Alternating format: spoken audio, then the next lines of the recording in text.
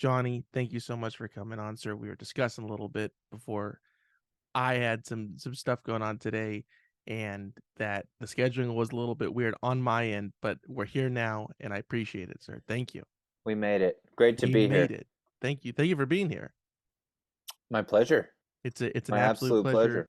on my end as well. And for the folks at home that don't know, on top of being a musician, you are also a record producer. Correct. That is And correct. what is it like having your hand in both of these operations surrounding music? What is that like for you? Well, I mean, it's a dream come true for me because I love all elements of the recording process and the writing process, and I love everything about making music from the first time a tune pops in your head until the time the record comes out. So to be able to be involved in everything along the way with for my own music and for others is wonderful. But also, I've produced my own records for a long time as well. So I guess I've always kind of been a hands-on kind of guy, you know. Gotcha. Yeah, yeah, yeah. Did you begin kind of making this musical journey with the Shilohs? And am I saying that correctly? Is it That's right. That would be the origin that most would be familiar with. Although I was in bands for years before that, as a lot of people did, various cover bands, punk bands, whatever it might have been, whoever you could meet and find and play with, and when I was a teenager on, But the Shilohs was the first band that kind of got a record deal and got me out on the road and all that. Oh wow, okay. And this is in Vancouver, yeah? That's right. Yeah, we were in Vancouver. Yeah. Good Y- place. Yeah, it is. Yeah, it certainly was a lot of fun back then as well. I I And I I it's more fun now, I've heard, but I don't know Could if be. that's I was actually thinking that the other day that I don't know what the kids are up to in Vancouver now. It's like the classic, like you get older and you think, oh, that was great back then, and it doesn't seem like there's any kind of scene going on anymore. Everyone says that, I feel like, but there must be.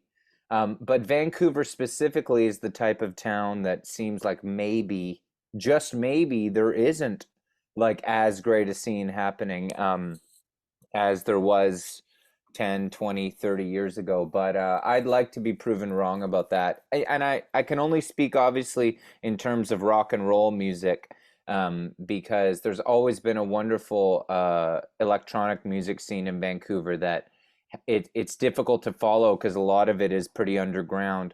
But I'm certain that that's still happening, you know? Mhm. Were Mhm. you tapped into the underground kind of stuff when you were living there? Yeah, when the Shilohs were starting out, it was kind of a groovy time because there was Vancouver really goes in stages of music, where it gets swept up in one thing a lot, and when we were starting out, it was a lot of kind of like stoner rock bands and like psych rock bands. This was the thing. It was like everybody took like Neil Young Cowgirl in the Sand and like doubled the length of it and thought it would be cool to do like twice as long a guitar solo. And you'd go to shows and it was really like sludgy, jammy, stonery rock music, really long songs, that kind of thing. And we thought that band was born out of this idea that there should be a band that does 2, 3, maybe 4-minute songs again, pop songs, straight to the point, hooks, two guitars, a bridge, and get to the point and get in, get out kind of thing. And that was our idea. But during that time, there was a very cool underground scene because in Vancouver they don't like to keep clubs. A lot of the city will try to, like, I don't know, for lack of a better expression, like, keep the good times down, and there were a lot of places that didn't last. So there would be pop-up like venues that would be all night long and underground in weird dark parts of the city, and we would all go there and watch bands, and it'd be a lot of fun. And none of it would be legit, so we did have a fun underground world back then. Yeah. Right, right. After that came a really big movement of electronic dance music in Vancouver. And it was actually really well regarded all over the world. I think that it was well known in New York and Berlin and all kinds of places. And I knew a lot of the people who were involved in that, and it was certainly a very, very cool thing. And a lot of the parties were a lot of fun.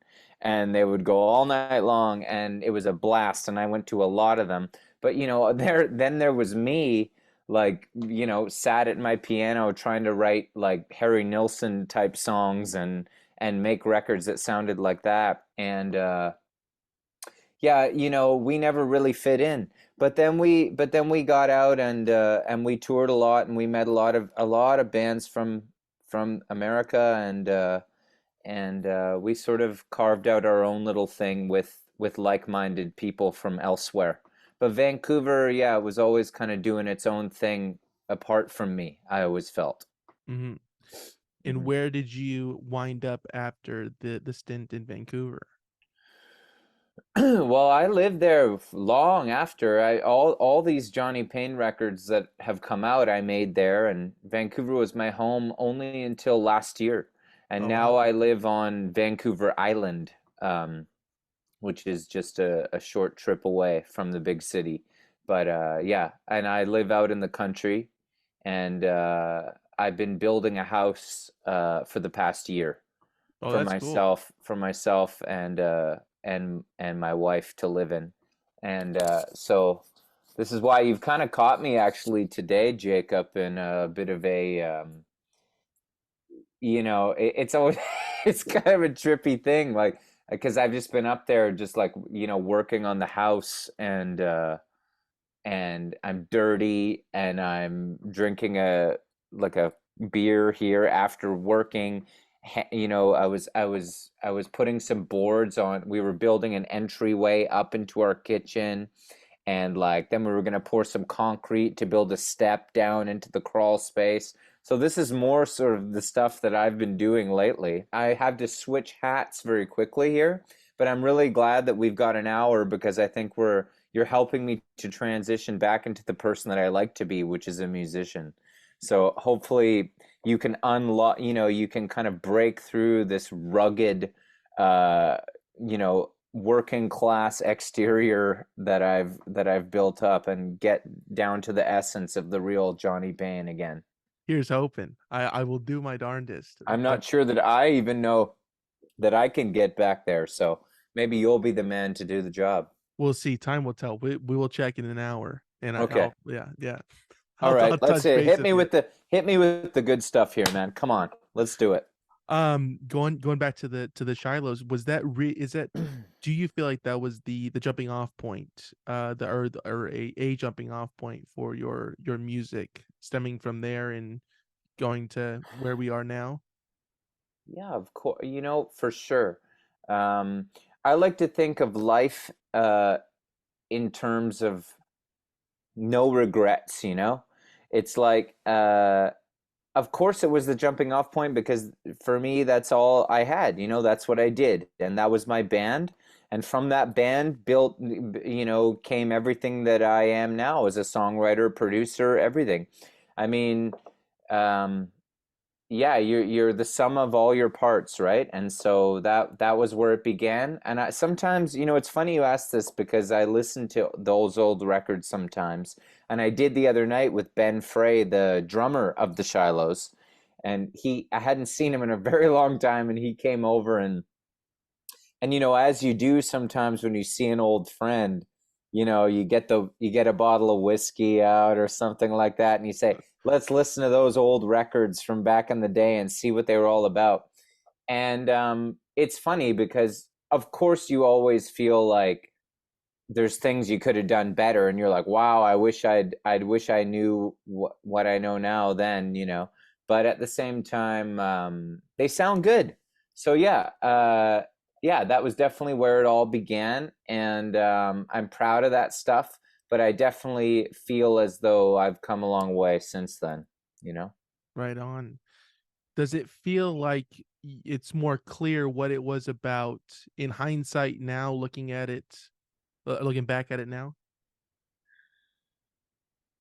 I think that if you're talking about the Shiloh, I mean, we could do a whole podcast about the Shilohs if you like the Shilohs, because there's a lot to talk about there. We were a very interesting band, and there was a lot of hardship that went on there. There was a lot of emotion.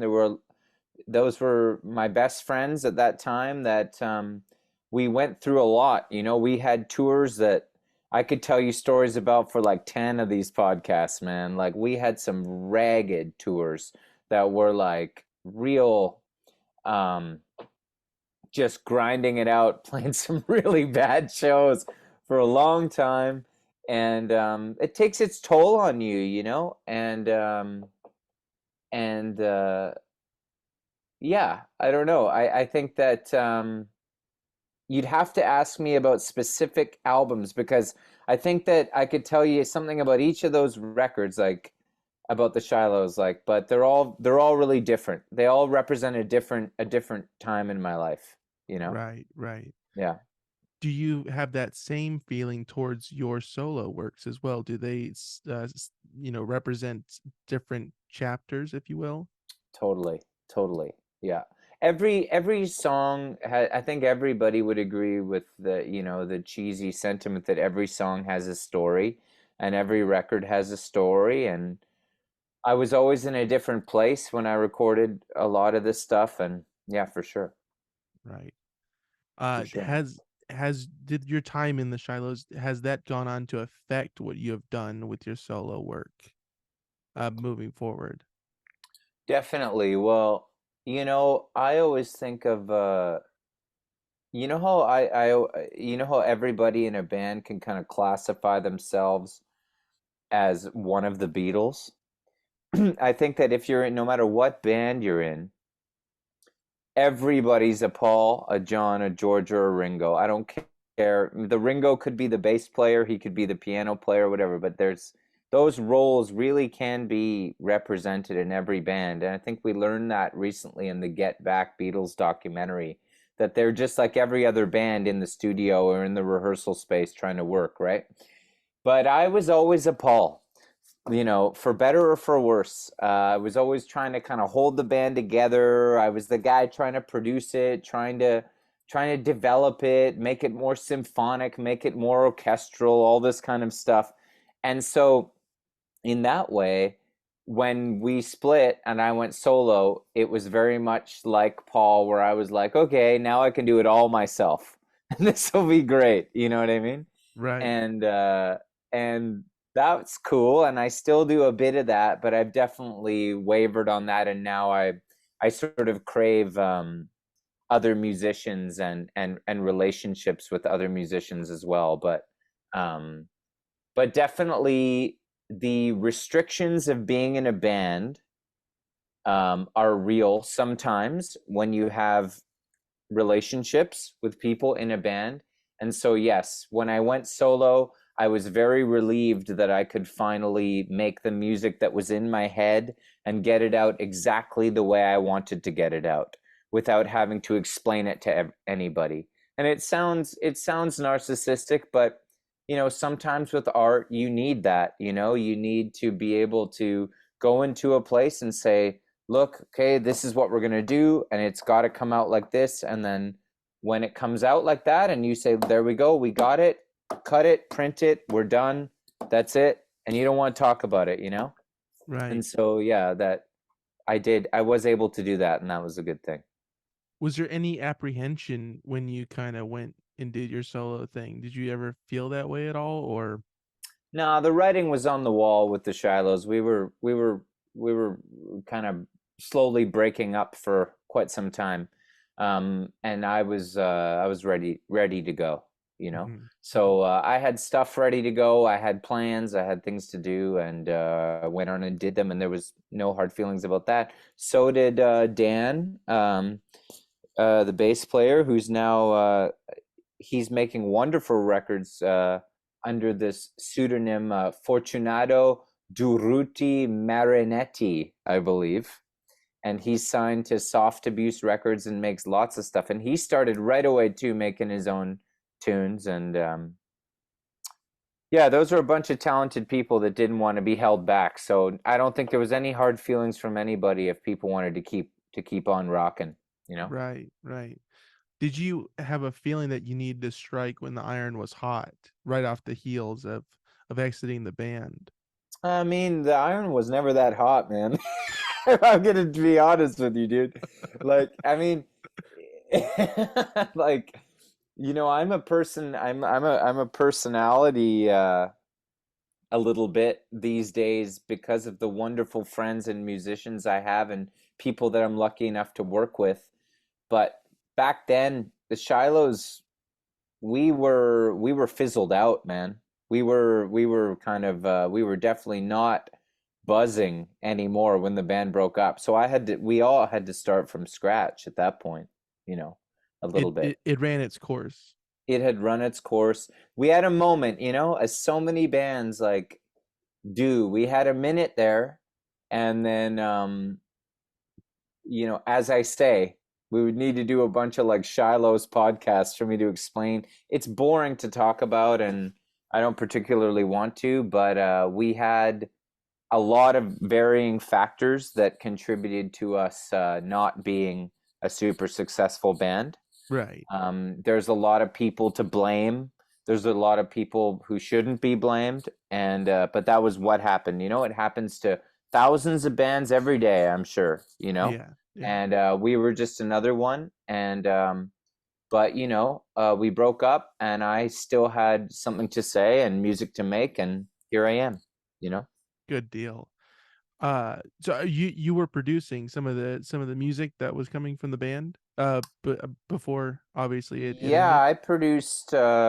I produced the first record, and I mean it's hard to say. The idea of a producer is very ethereal to many people, but and to myself at that time too as a young man. But I was doing a lot of the arrangements, and I was certainly directing the sessions to an extent, and so they thought everybody thought it would be appropriate for me to be called the producer on the first record. Then the second and third records we produced as a band. The credit was produced by the Shilohs because yeah, we were all contributing for sure, Mhm. and that was cool too. And we had a wonderful studio, JCDC in Vancouver, who uh, you know recorded bands, many great bands. Destroyer being the most famous, who were our heroes at that time, and so Dave Carswell, who was our main lead engineer and co-producer, he contributed a ton to those records. Right. What was it about producing that made you interested in it? Was there a certain thing that just clicked for you, or? You know, I didn't. I guess I didn't really know that I was a good producer until I did it for somebody else. Because what happened was I was producing those Shiloh's records, and then I produced all the Johnny stuff, King of Cups and all that, and Lazy Love and all that. And I was like, well, yeah, it went well. Sounds like I want it to sound great. Everything's going well. But I didn't know whether I could ever do it for anybody else. I just figured it went well because I knew how it was supposed to sound because I'd written the songs and I'd had the arrangements in my head and whatever it was, right? But I remember that I have to give Sam a shout out here and a lot of credit here because Sam Blasucci of Mapache, um, he we met, and he liked my music and he liked the work that I had done, and he just cold called me, Sam. And he said, "Look, I got all these songs. They're not really Mapache songs, and I want to record them, and I think I want you to produce it." And it was a very like these are these great stories because like it came from nothing. I don't even know where he would have thought that of to call me. Sam lived in LA. He could ask a lot of people, you know. I was up in Canada, and it was this thing. He had this feeling. Sam's got great instincts, right? Like for things like this. And I said to him, I said, not only will I take this challenge on, but I said, I'm going to give you everything I got because I love Sam and I loved his music. And I said, send me all the demos and let's get to work, you know? And he sent me all the demos and we just started talking about every song, everything.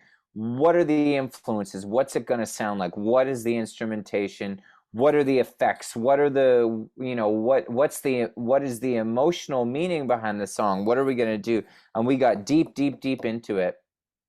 And then when I got into the studio, and this was really my first major production for somebody who wasn't, you know, me or like just a buddy who needed a hand in the studio or whatever, right? Like I went down to LA, I went to Liberty Street to Dan Horn's studio, and we got to work on the record. And I was like, okay, you know, how's this gonna go? And it, you know, something really kind of just happened to me when I saw myself behind the desk without my own ego involved, where I was like, I don't need to worry about how I'm going to come across on this record at all. Like, this is not about me. It's about Sam. It's about figuring out how to get Sam to sound the best on these songs he's written, to get this stuff out. This is my job.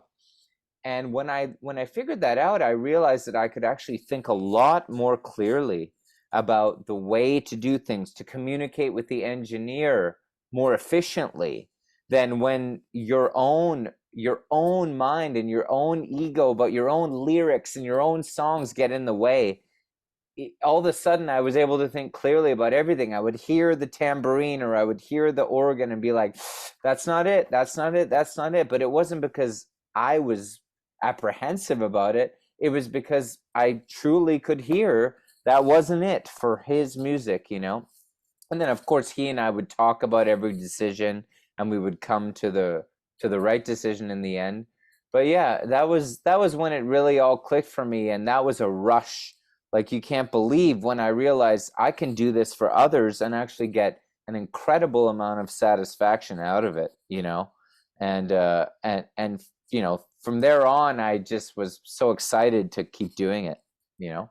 Yeah. Yeah. I forget the name of that album. It's his debut album, which Off my is off my stars, it was Off My called. Yeah. Stars. You know, I should have opened by saying I don't really know your podcast. I'm sorry, but I also don't listen to podcasts at That's all all. right. That's all right. Sam has Um, been on this podcast, and for those of you who haven't listened to it, go back and listen to the Sam Blasucci one. He's a great musician. He's a great guy to talk to, and he is really talented. And yeah, I mean, makes Sam terrific has, music. yeah, and Rayla has too, That's right. Yeah, Rayla too. Yeah, who and I go listen love. to that one as well. I Who checked is out your also Instagram in feed and I said, oh, who do I see who I know here, you know? Or just for Yeah, well, I appreciate it. And Rayla also plays with Sam. Mhm. Sometimes there's a rotation of people, it seems like, but yeah, Rayla She's is pretty much his rock solid bass player, live bass player though. Yeah. good, good, and she's a great artist in her own Oh my right too. God, Rayla's, I can't, don't even get me started on what an amazing person she is. I love her so much. Yeah, Yeah, she's she's great. and she's so versatile because she plays in different bands. I mean, this band called Sad Girl. I don't know if you're familiar with them as I- well. I'm starting to see all the stuff that she's been doing. Like I say, I live out in the woods and I don't really have internet access, but people tell me people tell me about this stuff and I'm very impressed, you know. Yeah, yeah, it is very impressive. Yeah, and yeah, great music. It seems like you surround yourself with great musicians, which is a good way to live, Johnny. This is it's, you know, it just happens organically, man. I guess I've done something right, you know. Taking a step back, I read that you have a hand in contributing to some producing with Tennis, that band Tennis. Um, no, I would not say that I mean, I made my first EP after the Shilohs with them, and we all co-produced it together. But as far as their music, no, no, no, never. I did a couple, one, maybe two string arrangements for them. Um, and we worked together a ton. Tennis and I go way, way back to Shiloh's days. We toured a lot together. But no, I have never produced any of their music. They are very much a self-produced band, aside from back, when they were doing stuff with Richard Swift and all that. Hmm. But no, no, no. I've never produced anything for them. So I got that wrong. I'm gonna strike that from the record. Okay. That's okay. um, yeah, they're fantastic though. Great band. Great Um, band. Great Great band. band. Are they from Canada as well? No, they're from Denver, Colorado. Okay. Okay. Now they live elsewhere. But yeah, I met Pat and Elena a very, very long time ago, and they maintain two of my closest music friends in this world, Good for deal. sure. Good Yeah. deal. I have to actually also say, in case they're listening right now, because uh, that I was talking about producing and about Sam Off My Stars being kind of the first thing that got me there. But actually, I did a record before that for this band called Ponytails, who were from Vancouver, just before. They were a really, really groovy rock and roll band. And they took me to this island to a studio and we made a record. And that was really my first initiation to it, to producing for somebody else. And that was the Sam thing was like where it like really like cemented it for me. But the Ponytails one was also very cool. And that record is also out and everything. And I stand by that being a very good record too. They're a cool band. When you were producing Sam's album, what was going through your mind? Were you kind of making a checklist of what you kind of thought you would want a producer to say when you were working with other people, or did you kind of leave it open ended for him to ask the questions and do this kind of thing? um, well, the way Sam and I work is that we have a lot of dialogue leading up to the sessions. We talk a lot beforehand on the phone. We don't Zoom. We talk on the phone, and we bounce ideas off each other. We both have notebooks. We're listening to the songs, and we're bouncing ideas off each other. And we both have this kind of cute relationship where we don't know how each other are going to react to different ideas. And it's a lot of fun when we get on the phone and somebody really likes an idea. So no, I don't go into producing at all in that way. I find that honestly music is a part of producing, but the other part of producing is being kind of like a chilled out entertainer type around the room and like just kind of like keeping things light and also being a therapist at times. To whoever's in there. People come in, they're nervous to play, they feel like they're not doing a good job, and your job is to manage the sessions and manage people's emotions um and also work on the music. So, you know, in the olden days of being a record producer, quote unquote, the job was actually like kind of like artists and repertoire. It was like your job was to basically make sure everybody had lunch at the right time and that everybody was happy and then that the music was going down right. And I really subscribe to that old world terminology in terms of personnel in the studio. So no, there was no, I didn't go in with like, oh, these are things I need to say or do because like that's what I would like a producer to say or do. I go pure gut instinct.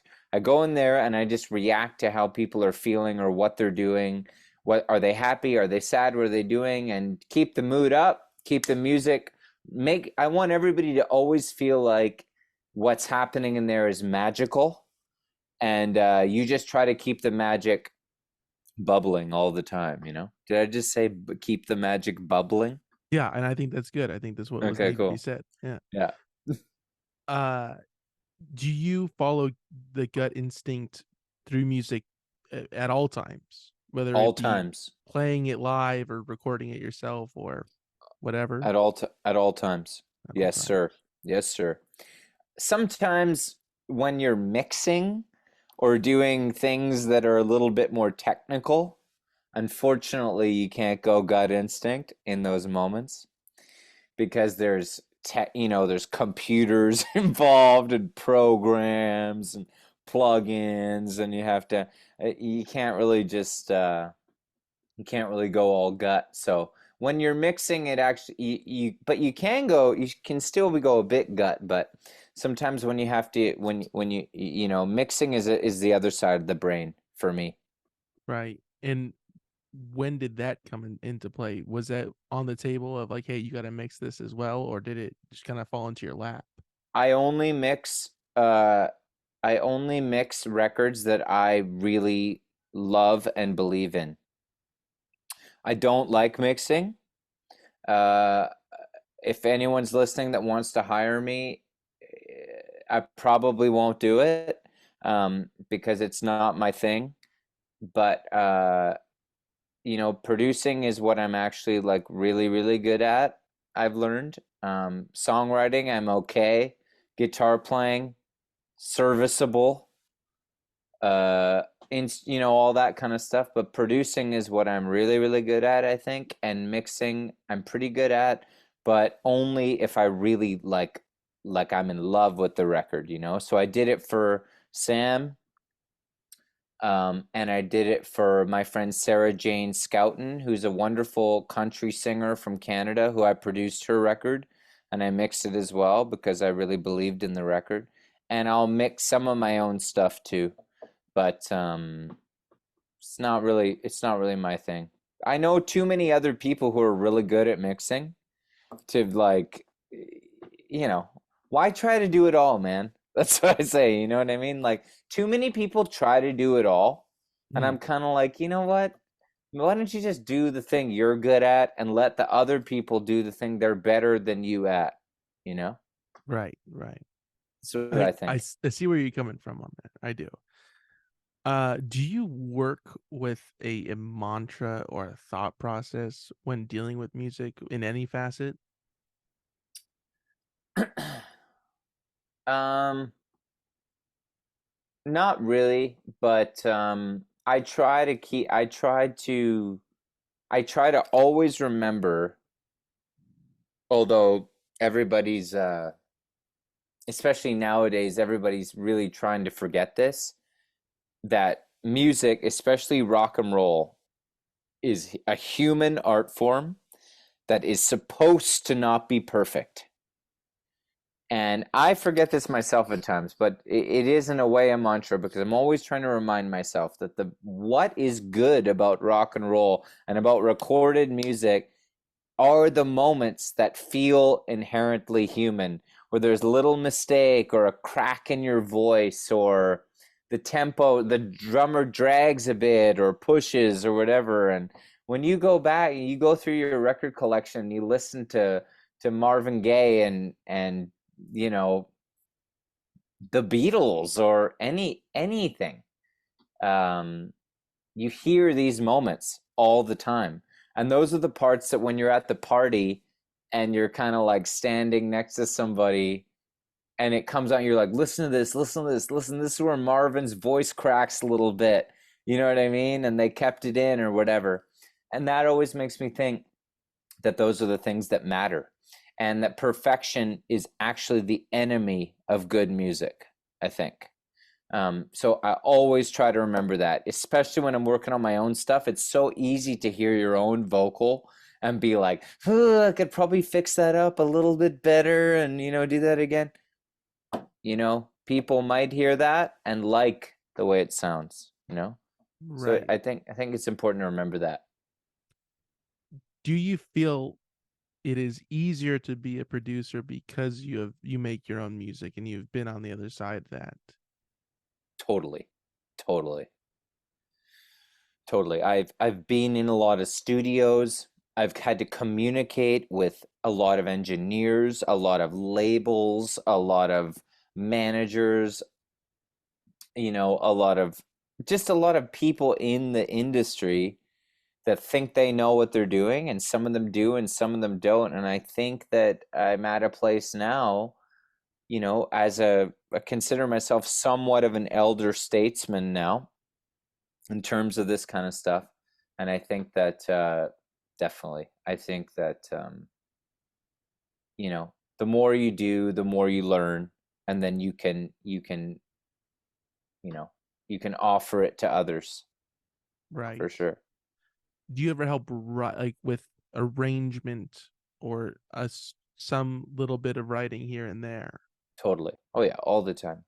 There's always there's always a bit of arrangement to do when you're making a record, and if you're producing. Nothing is ever exactly nothing ever comes out exactly how it went down on the demo, you know? Right. There's always something. But that's the whole magic of a recording session. I mean, there'd be no point in ever working with anybody or doing anything if it was just going to sound exactly the same, because you could do it. You could do everything yourself, and people do, but for better or for worse, right? Right. Do you prefer to work alone in that capacity when you're recording music? I no, I always work with somebody. Never all alone. Never all alone. That's terrifying, man. Terrifying. But I would always like to have another set of ears, an engineer, or maybe get somebody to do a little string arrangement, or come in and play some conga drums or whatever it is, just to kind of keep yourself in check, keep it real, you know what I mean?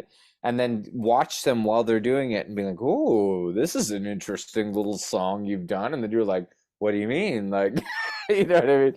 And then you can tweak things and do anything. It's the more people that you can mix in, the better, I think, always. Yeah. Is it As long difficult? as they get it, as long as they get what's up, you know? Right, right. Is it difficult to kind of switch gears from going from a producer's mind to being a musician that's creating? Well, you just have to check yourself at the door a little bit, and you have to realize it's not about you. That's all it is. And as soon as, and I'm fine to do that.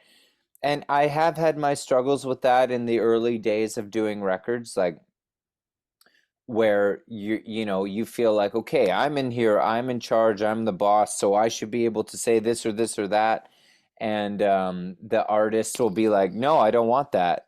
And it's easy to get a little bit like, what do you mean? Like, but I let that all go a while ago, um, and realize it's not about you, and your job is not to impose your opinion, like, of what something. Okay, here's a better way to explain it.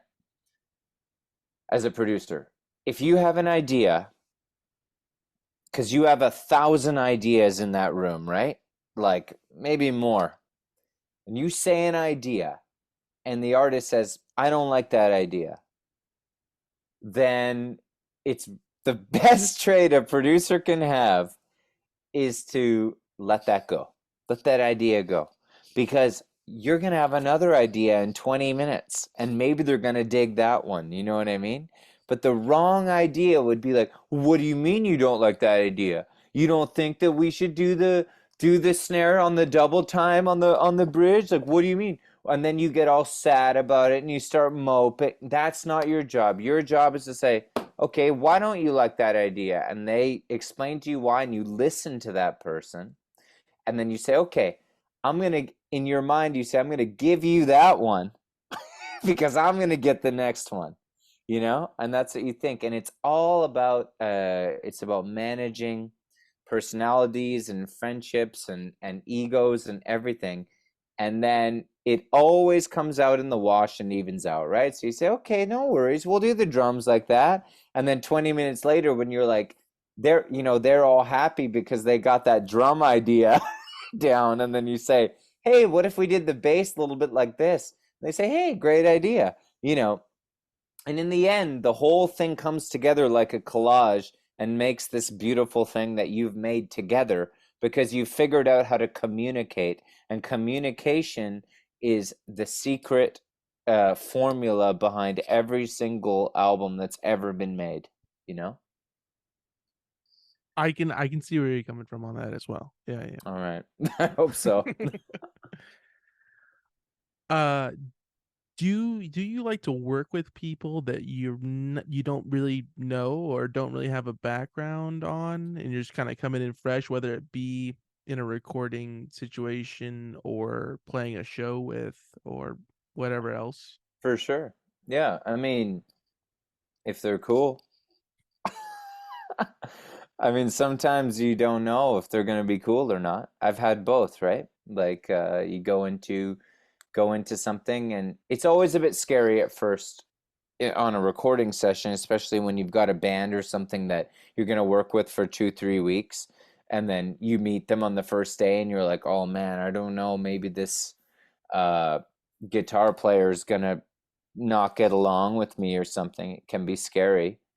But, you know, I think I'm pretty good at meeting new people. I'm a pretty social guy, a bit of an extrovert, so I've never been afraid of that. I like When people. All right, good. That was my next question. Do you like people? I Uh, do. I do.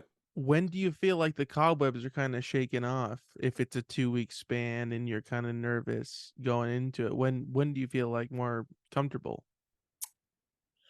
Well, Or is depends it on the Yeah, circumstantial maybe. depends on the person, man. Big time, right? Unfortunately, there in a recording session, there's always a little bit of a sandbox kind of situation at first, where it's a bit of a drag that it is this way. But I've encountered it a few times that like there's often somebody who wants to say something, wants to talk a lot and have a lot of opinions, and you feel like they're almost like posturing a little bit. And if you're producing a record, it's one of the kind of the lame parts of the job that you have to kind of take control of a session. And sometimes it's not that pleasant, like you have to sort of have a conversation with the whole group or something and be like, look, this is what's going down, these are my ideas, and it's going to be a beautiful thing, it's going to come out great, but we got to all kind of listen to what me and the artist are saying here, and that's what's going to happen. And sometimes you have to have things like that, but hopefully not. Usually everybody's pretty chill.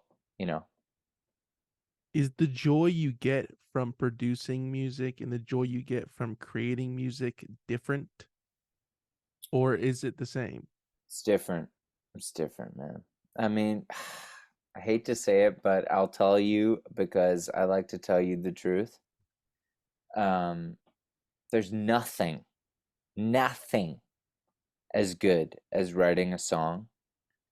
And when you're working on a song that you've written out of nothing, like out of the ether, and then you're like, okay, this is going good. And then you take a walk and you get like a few more lyrics to it, or like this idea, like for the bridge or something, that is like pure ecstasy.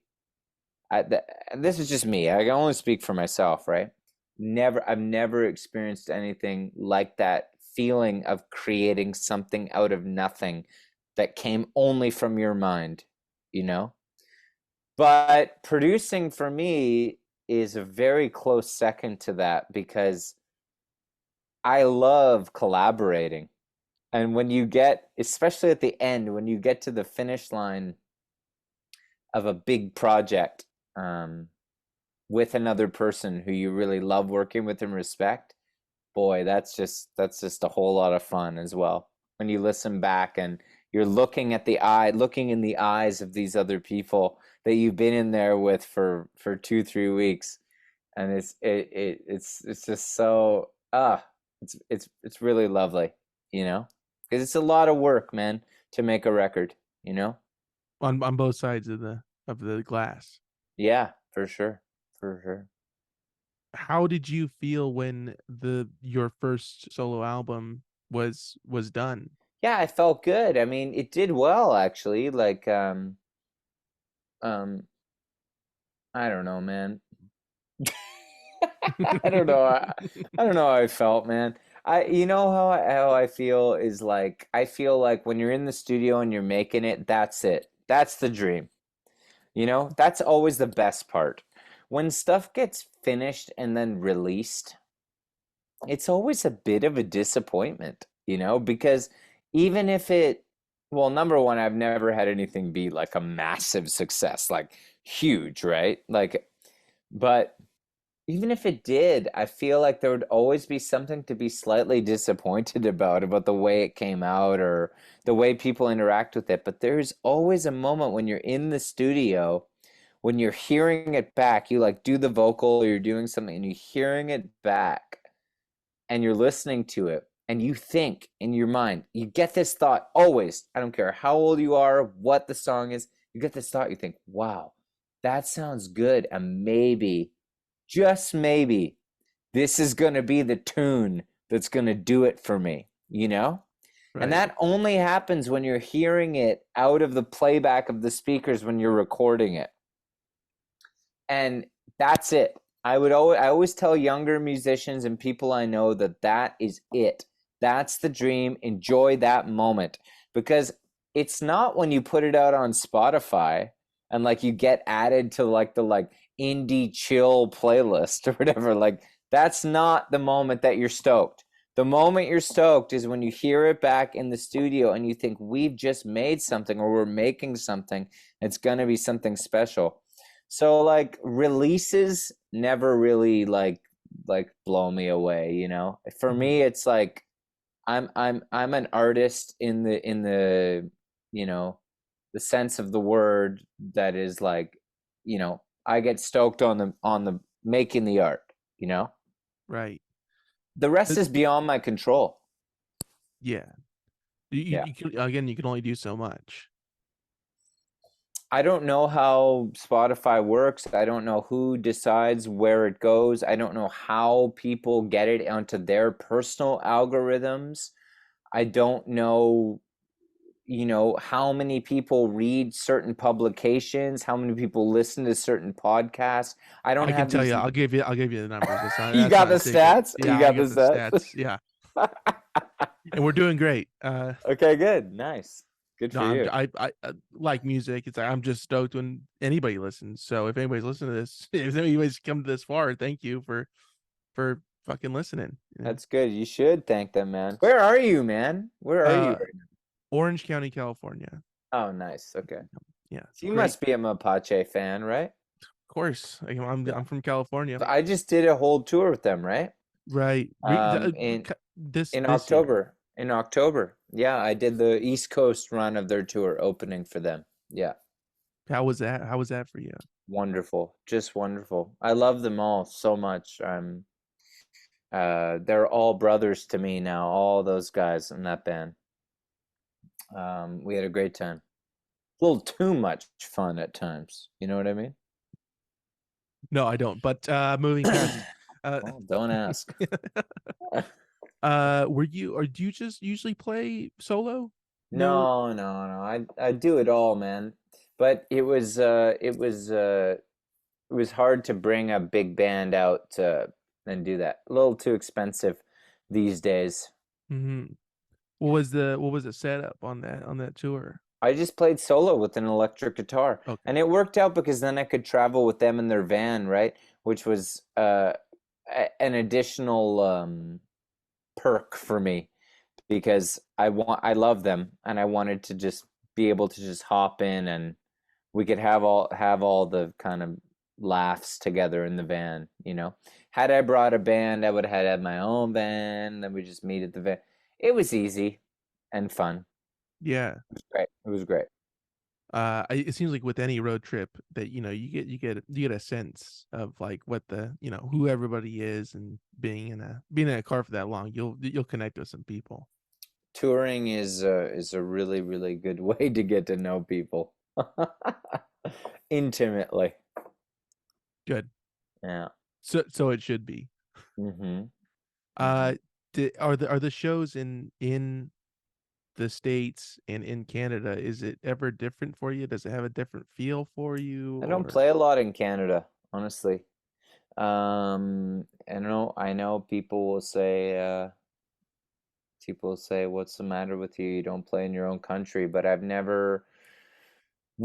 Shiloh's never did a cross Canada tour. I've toured in the States. In LA, I have a bigger turnout than I do in Vancouver. And it's just always kind of been my thing. And Shiloh's were no different. We toured the States 2, 3 times, the whole country. Um, and Yeah, I played in Toronto, Montreal a few times, obviously, but done the odd thing. But I don't know. I really only know touring in terms of the United States. I could really only speak to that. Yeah, and it's cool, right? It's good. great. All right. Great. Great. I'm sorry I didn't say Food's great. getting harder. Food's getting harder. I feel like it's hard to find good food now. Mhm. Mhm. It's like, especially as you get a bit older, you get into your late 30s and then you're like, if you eat like processed food, fast food for like 5 days, even, your body really feels it. You know what I mean? It's gnarly, dude. I remember being like 23, 24, man. You could just drink all night and then wake up and just eat like Chick-fil-A and then like keep on rocking. It's easier. But then like you find yourself like when we were out with Mapache, we'd need to like kind of like plug in like a Whole Foods every morning and drive like 15 miles out of the way just so we could get like something that was reasonably organic in our bodies. What's the order, or what was the order at the Whole Foods? Always different because depended on the time of day. But we got into the hot bar, where it would be Mhm. like get some steamed vegetables, a little bit of chicken, maybe a little salad, whatever, eat something like that. Kombucha, big, a lot of kombucha. Just basically anything that they fooled us into thinking will make us feel better.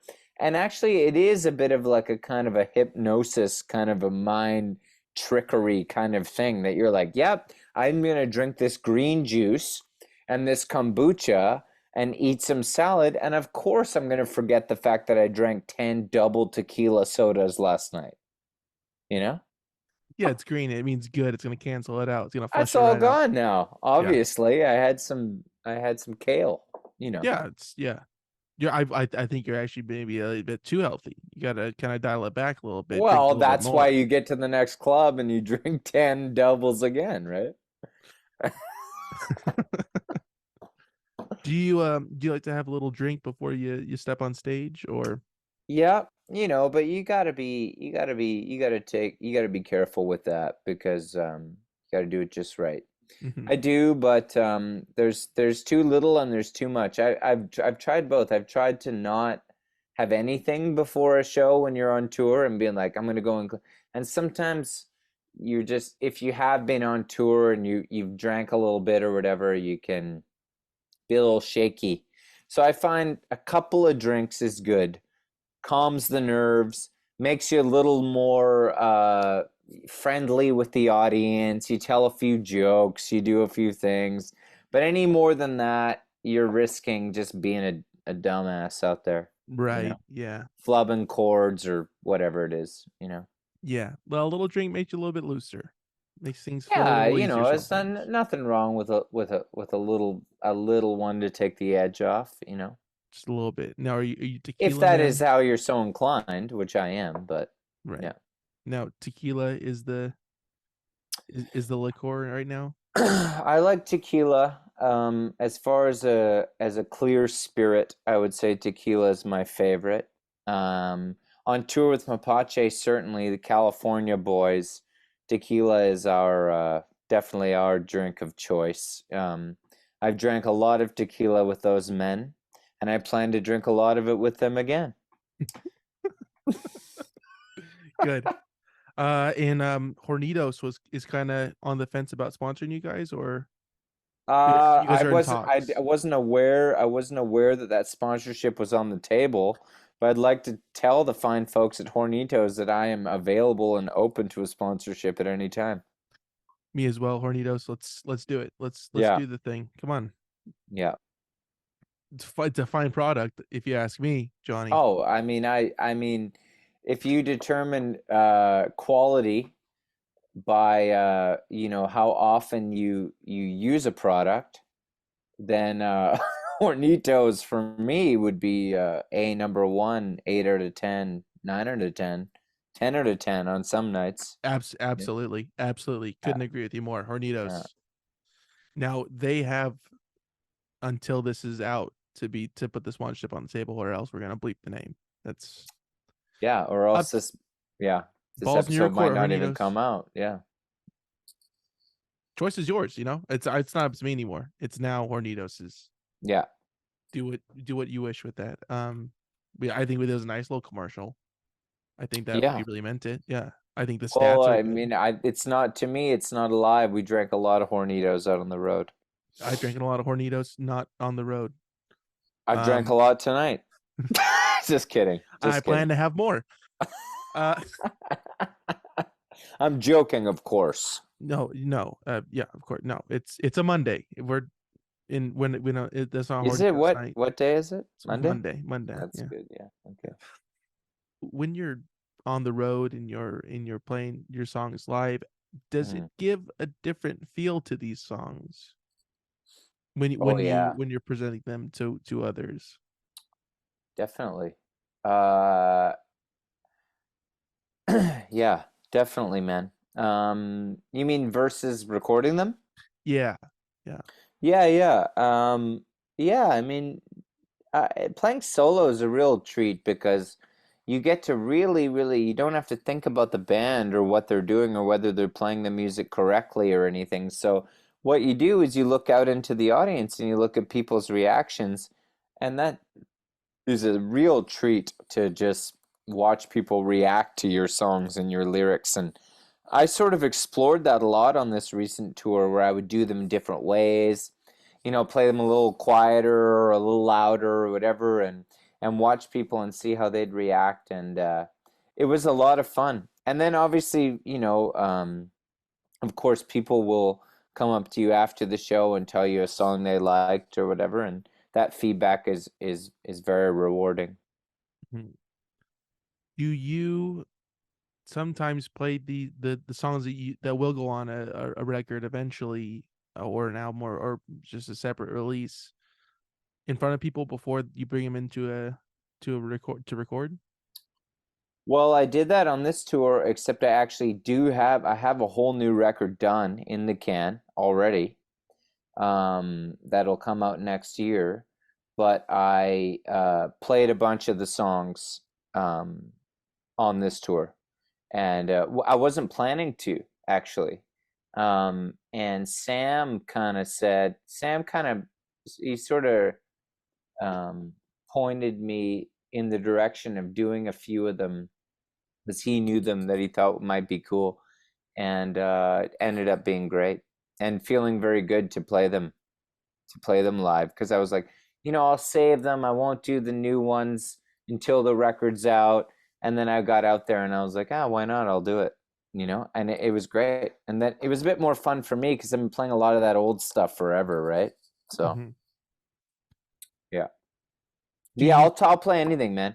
I played stuff on this tour also that I haven't even recorded. Just new songs I've been writing or whatever. For sure. Play it. Do it. Always do it. That's what I say. I think that's a good thing to say. Uh, what do you get? And this is a deep question because we're about to wrap it up here. But what do you What get? do you get when you fall in love? Is that where you're going with? No, I know that's a new one off the album. I didn't want to. Yeah.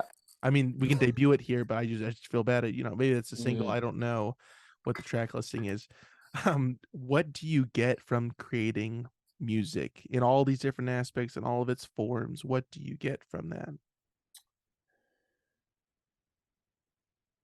You know, it's I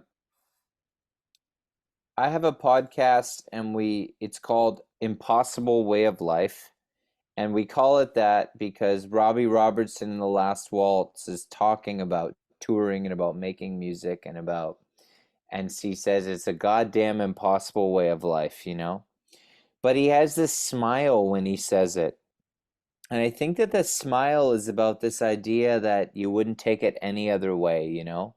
And I think that what I get out of it is that it just is the only thing that I know how to do, man. You know, like I knew it when I was a little kid and I used to watch Singing in the Rain and I couldn't tell you what the actors looked like or what the scenes looked like, but I could always remember the songs they were singing and what it was. And as much as I tried at different points to get into other things, I think that music was just the only thing that gave me this certain feeling that was right down there in the guts that like you know how I'm rambling, but people talk about having a job and it never really kind of like, you just work that job and it doesn't really fulfill them completely, but you make a lot of money maybe, and you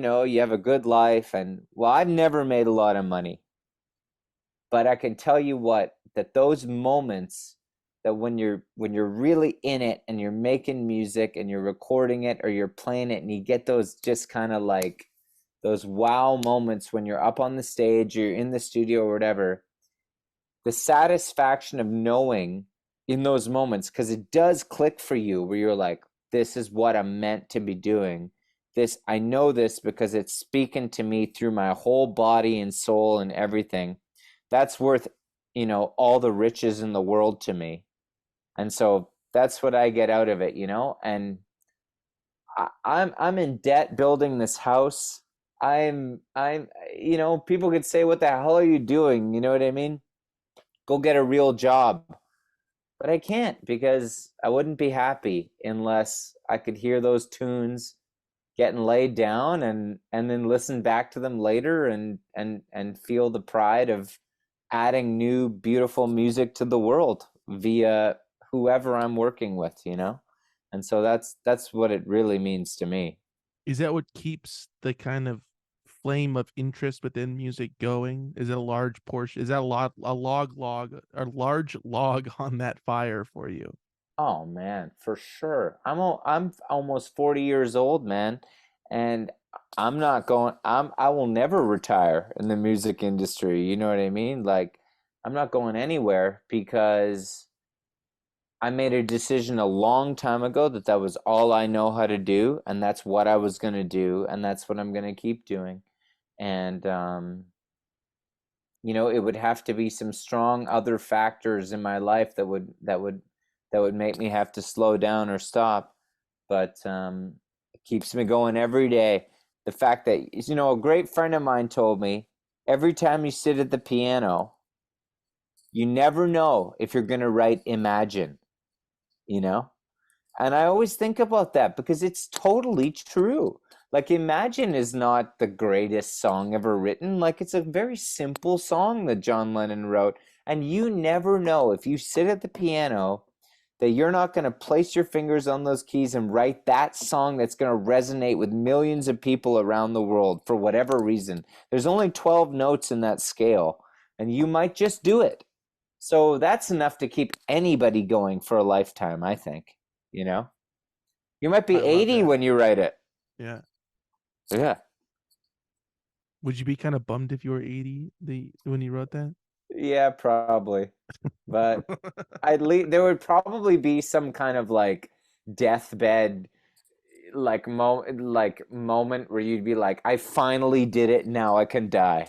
Or something like Probably, that. yeah. You kind of want to see the fruits of the labor though, a little bit. I guess so, but at least yeah, I At don't least it know, was man. done though. That's also a good point. I don't really think about the success, like it's more about the journey, like I was saying about being in the studio. It's all about the journey for me. Like it's like keeping trying to do it. And honestly, probably if I did it at 80, I'd be like, might be able to do a better one. Okay, I wrote Imagine, but I might be able to write Like a Rolling Stone still. You know what I mean? Like Do you think that there is a point that you could hypothetically reach that, you wrote Imagine, you wrote like a Rolling Stone, is there a point that you say, okay, I'm nourished, I'm fulfilled with what I've created, or is there always that hunger that is never able to be, you know, I don't know that I filled? would call it a hunger because i- I'm already fulfilled. I feel already nourished by what I do. And it's not that makes it sound like a ravenous animal hungry to write something that's going to be huge. It's not about that. It's for me it's just more about I already feel very nourished and I just feel like why not explore a bit more, it's an adventure. It's like go out there and always like I guess I like the unknown. I like the idea that maybe there's something cool that I haven't uncovered that could still be discovered, you know? Awesome. Awesome. Yeah. Johnny, thank you so much for coming on here, man. I really, really appreciate it. And I appreciate your time. I'm so glad that we're able to do this. But before I let you go, I got some promo to do. So Okay, okay. your music's streaming everywhere, right? Wherever people get their music, You're that's where they damn can right. find you. You're All damn right. right. And you got a website Mm-hmm. that is, and does that link to where people can go support you directly, like the vinyls, Yeah, or yeah, yeah, it does. JohnnyPayne.ca. mhm. Uh-huh. And so go there and go buy these albums and help build this house. And the Thank you. concrete Thank you. needs to be laid. I mean, I know that that's labor intensive just in Oh, general out buddy. there. Yeah. Oh boy. Um, yeah, and that'll link to all the good stuff. Everything's And there. Yeah, everything's everything's there. there. Yeah, Okay. yeah, And yeah. is there a band camp that you got that people can go to as well? No, but you can buy my records straight from my website, and that all that money and everything goes straight to me right there. Perfect. Yeah, So go there yeah, and go get the stuff, and people can stay up to date with the news and tours and all that good stuff by following you on totally. Instagram, right? That's the best place. Yeah, yeah. Instagram's good for that. Yeah, for sure. At Mr. Mr. Johnny Johnny Payne. Payne. Yeah, No underscores, just straight across. yeah, that's right. And Impossible Life. That's the name of the podcast. Impossible Way of Life Way of Life. is my podcast. Yeah, Good that deal. we break down. We just kind of talk about old records in a goofy way, and we kind of consider ourselves a rock and roll future podcast. I like that. Yeah, What was the classic last rock future. Class Rock Future? Like we talk about like all the Beatles stuff that's going on right now, like now with Now and Then, all that, the Stones putting out new out like but then we'll also go back and talk about we it's not so much what you're doing, which is far more admirable, like actually talking to No, people who false. make music now about what they do. We sort of just obsess over old rock and rollers and ask what the hell they think they're doing. Yeah. Is there an album that sticks out to you? Not in this future, in this present sense of the future, but Uh-huh. looking back, is there one that really sticks out to you from the classic rock genre? An album? Yeah. One album? I mean, we're at the end here. I gotta do like the hardest question. We're in the promo section. Like an all-time favorite album? Not an all-time favorite one, but like one that you're like, yeah, that one speaks to me for some reason. Well, one that I always talk about that people who know me know is an album called Nilsson Sings Newman, which Mm, is Harry Nilsson doing all Randy Newman songs with Randy Newman playing piano. And it's just Harry singing and Randy playing piano, and it's all Randy songs. And to me, it's one of the most beautiful recorded things that's ever existed. And it's I chose it because not a lot of people know it, and it's an incredibly like masterful record. So good yeah, deal. When does the podcast come out, by the way?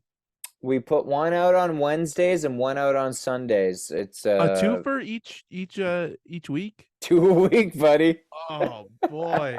I'm feeling bad over here. I got one per week. Well, I'm Heck, I mean, envious of your schedule, man. Yeah. yeah, and what's the best place that people can go check that out? Do you guys have YouTube, We don't do YouTube yet, but it's everywhere else, you know. Spotify, Apple Yeah, we have Music? a Patreon, and then beyond that, it's Spotify, Apple Music, everything, you know, all that. Heck yeah, that's awesome, man. Yeah, go Yeah, check out yeah. that podcast, You should and check it, dude. You get a kick I'm out of it.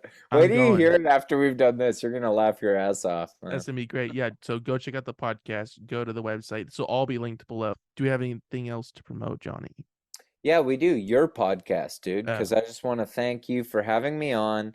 And, you know, honestly, I've been so busy this year and I've done a few interviews, but you reached out to me, and people like you who are taking an interest in the music that we're all making. Say you had Sam on, you had Rayla.